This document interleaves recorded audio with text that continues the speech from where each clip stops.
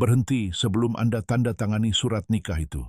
Sebelum Anda biarkan rasa kesepian mengambil keputusan yang bisa merampas ketenangan Anda, aset Anda, serta kebebasan di tahun-tahun terakhir hidup Anda, saya perlu Anda dengarkan ini. Sebagai seorang terapis yang telah menangani ribuan wanita di atas usia 60 tahun, saya melihat suatu pola yang terus berulang. Sebuah pola yang sangat menyakitkan, namun sepenuhnya bisa dicegah. Ada sebuah jebakan tertentu yang kerap dialami oleh wanita cerdas dan penuh kasih di usia senja. Jebakan ini tidak tampak sebagai jebakan. Ia terlihat seperti kebersamaan. Ia nampak seperti rasa aman. Ia terasa seperti obat bagi sunyinya rumah yang sepi. Namun kenyataan dari pernikahan ulang setelah 60 seringkali sangat jauh berbeda dari fantasinya. Ada 5 alasan psikologis penting mengapa bertahan melajang justru dapat menjadi bentuk perlindungan diri paling kuat.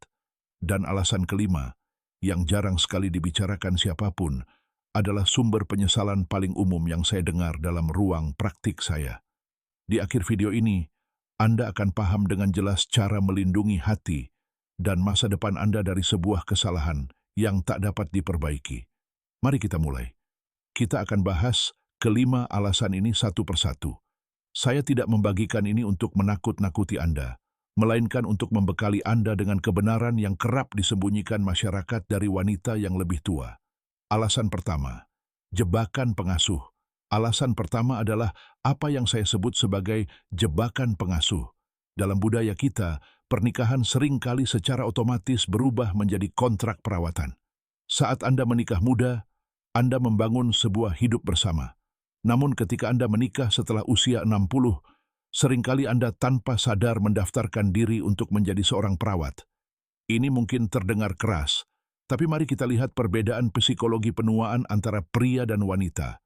Banyak pria mencari istri di usia lanjut karena mereka membutuhkan seseorang untuk mengatur hidup mereka, kesehatan, rutinitas, janji medis, dan makanan.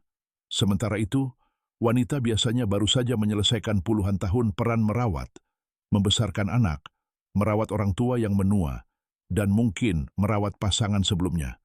Anda akhirnya memasuki masa untuk beristirahat. Izinkan saya berbagi sebuah kisah. Sebut saja namanya Elena. Elena, usia 64 tahun, energik, aktif di klub berkebun, dan gemar bepergian. Ia bertemu seorang pria berusia 68 tahun yang tampak sehat dan mandiri. Mereka menikah dengan cepat. Dalam waktu 6 bulan, kondisi kesehatan sang suami menurun drastis.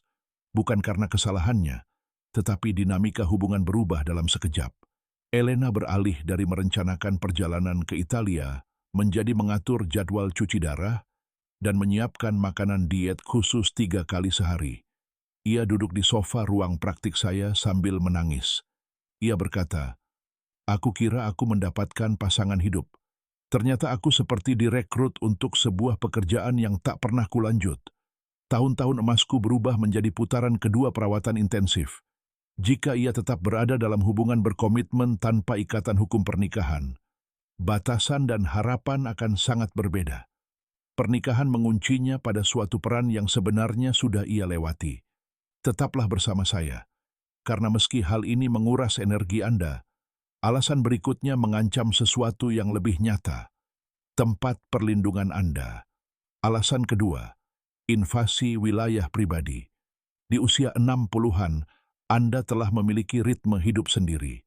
Anda tahu bagaimana Anda menyukai kopi Anda. Anda akrab dengan keheningan rumah Anda. Anda memiliki kendali.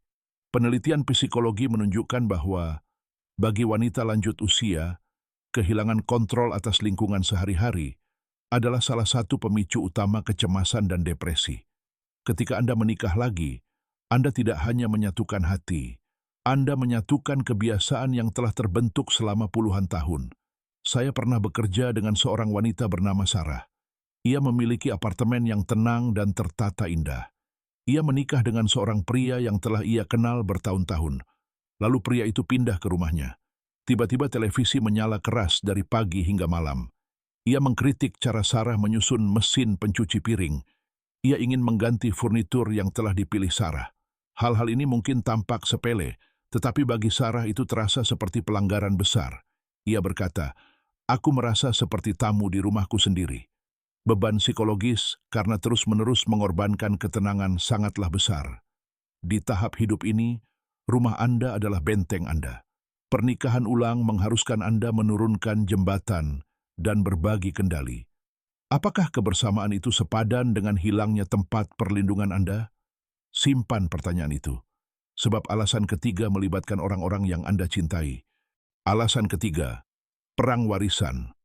Anda mungkin berpikir, kami punya perjanjian pranikah, jadi aman. Namun sebagai terapis, saya berurusan dengan emosi, bukan sekadar dokumen hukum. Dampak emosional pernikahan ulang terhadap anak-anak dewasa bisa sangat eksplosif. Pernikahan baru sering dianggap sebagai ancaman terhadap sistem keluarga. Bahkan anak-anak yang tampak mendukung seringkali menyimpan ketakutan mendalam bahwa warisan emosional dan finansial mereka sedang diambil. Pertimbangkan Margaret, seorang janda kaya yang menikah lagi dengan pria yang kondisi finansialnya lebih lemah. Anak-anaknya segera menjadi curiga, kunjungan berkurang, perayaan keluarga menjadi tegang. Mereka merasa harus mengawasi, takut sang pria memanfaatkan ibu mereka. Margaret terjebak di tengah, membela suaminya di hadapan anak-anaknya dan membela anak-anaknya di hadapan suaminya. Stres itu meningkatkan tekanan darahnya dan merusak kedekatan yang dulu ia miliki dengan anak-anaknya. Ia terlambat menyadari bahwa menjaga kedamaian garis keluarganya jauh lebih penting daripada sebuah cincin di jari. Konflik ini merampas kebahagiaannya sebagai seorang ibu dan nenek. Dan jika tekanan keluarga saja sudah begitu berat, alasan keempat menyerang inti jati diri Anda. Alasan keempat, terhambatnya penemuan diri. Banyak wanita di atas 60 tahun memasuki fase yang disebut Carl Jung sebagai individuasi. Masa di mana Anda akhirnya menemukan siapa diri Anda di luar peran sebagai istri dan ibu. Ini adalah sebuah proses spiritual, melepaskan kulit lama. Pernikahan secara definisi menciptakan kita. Ia menuntut kompromi. Setiap keputusan menjadi keputusan bersama. Di mana makan, kapan tidur, kemana pergi. Saya ingat Patri. Setelah suami pertamanya meninggal, ia mulai melukis. Ia bergabung dengan kelompok pendaki. Ia berkembang dengan cara yang belum pernah ia rasakan sejak remaja.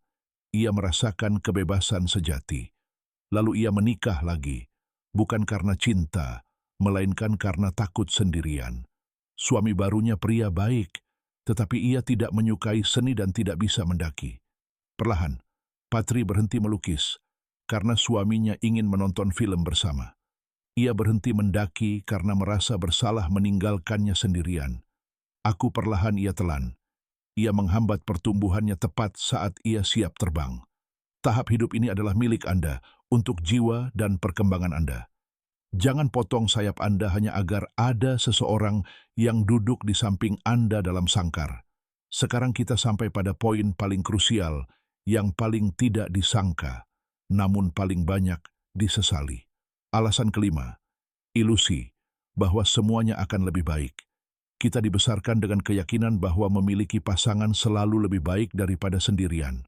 Masyarakat mendorongnya, teman-teman mendorongnya. Namun sebagai terapis, saya katakan ini dengan tegas. Satu-satunya hal yang lebih buruk daripada sendirian adalah menikah dan tetap merasa sendirian. Tingkat perceraian pada pernikahan kedua dan ketiga jauh lebih tinggi dibanding pernikahan pertama. Mengapa? Karena beban masa lalu jauh lebih berat. Izinkan saya menceritakan Jun. Jun berusia 65 tahun. Ia menikah dengan pria yang ia temui secara online karena ia benci makan malam sendirian. Ia berkata pada dirinya sendiri, setidaknya aku punya seseorang. Beberapa bulan kemudian, ia menyadari pria itu tertutup secara emosional, merahasiakan keuangan dan sering mengkritik. Duduk di ruang praktik saya, ia berkata dengan suara lirih, dulu aku kesepian, tapi tenang. Sekarang aku kesepian, cemas, dan terjebak. Pernikahan tidak menyembuhkan kesepian. Koneksilah yang menyembuhkannya. Dan koneksi tidak membutuhkan ikatan hukum atau keuangan. Anda bisa memiliki keintiman mendalam tanpa belenggu. Anda bisa memiliki pasangan. Anda bisa hidup terpisah.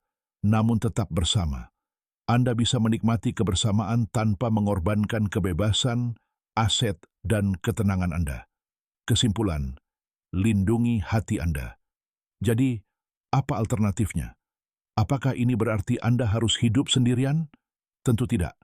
Wanita senior yang paling sehat dan penuh kehidupan yang saya kenal adalah mereka yang berkencan, memiliki pendamping, memiliki kekasih, namun tetap memegang kunci mereka sendiri, rekening bank mereka sendiri, nama mereka sendiri.